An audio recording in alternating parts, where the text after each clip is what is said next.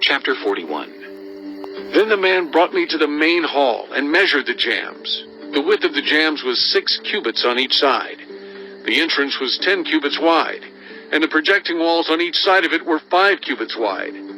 He also measured the main hall. It was 40 cubits long and 20 cubits wide. Then he went into the inner sanctuary and measured the jambs of the entrance. Each was 2 cubits wide. The entrance was 6 cubits wide, and the projecting walls on each side of it were 7 cubits wide. And he measured the length of the inner sanctuary. It was 20 cubits, and its width was 20 cubits across the end of the main hall. He said to me, "This is the most holy place." Then he measured the wall of the temple. It was 6 cubits thick, and each side room around the temple was 4 cubits wide. The side rooms were on 3 levels, one above another, 30 on each level. There were ledges all around the wall of the temple to serve as supports for the side rooms, so that the supports were not inserted into the wall of the temple. The side rooms all around the temple were wider at each successive level. The structure surrounding the temple was built in ascending stages, so that the rooms widened as one went upward. A stairway went up from the lowest floor to the top floor through the middle floor. I saw that the temple had a raised base all around it, forming the foundation of the side rooms. It was the length of the rod, 6 long cubits. The outer wall of the side rooms was 5 cubits thick. The open area between the side rooms of the temple and the priests' rooms was 20 cubits wide all around the temple. There were entrances to the side rooms from the open area, one on the north and another on the south, and the base adjoining the open area was 5 cubits wide all around. The building facing the temple courtyard on the west side was 70 cubits wide.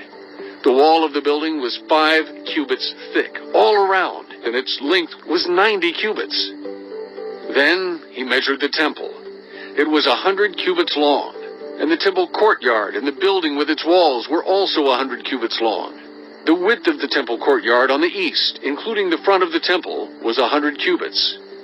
Then he measured the length of the building facing the courtyard at the rear of the temple, including its galleries on each side.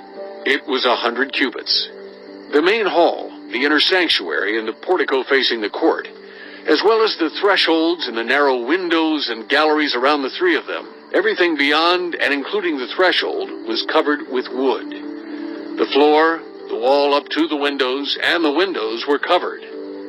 In the space above the outside of the entrance to the inner sanctuary, and on the walls at regular intervals all around the inner and outer sanctuary, were carved cherubim and palm trees.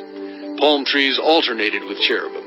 Each cherub had 2 faces, the face of a human being toward the palm tree on one side, and the face of a lion toward the palm tree on the other.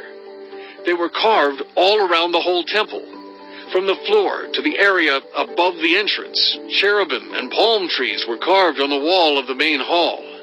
The main hall had a rectangular door frame, and the one at the front of the most holy place was similar.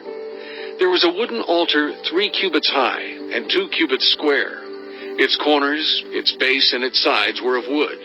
The man said to me, "This is the table that is before the Lord." Both the main hall and the most holy place had double doors. Each door had 2 leaves, 2 hinged leaves for each door. And on the doors of the main hall were carved cherubim and palm trees, like those carved on the walls. And there was a wooden overhang on the front of the portico.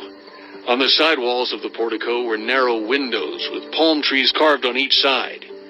The side rooms of the temple also had overhangs.